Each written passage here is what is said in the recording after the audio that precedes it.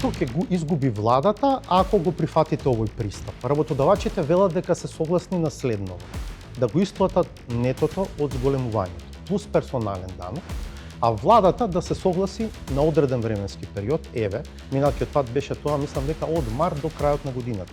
Претпоставам и сега би биле согласни на истото, да ги покрие придонесите на разликата од зголемувањето меѓу актуелната и новата минимална. Што ќе изгубите вие како влада? Јас како министер за финансии ништо напротив, Па се нема да наполни изгубите. буџетот. Па не знам зошто ова прашање не го поставите на министерот за економија и во владата.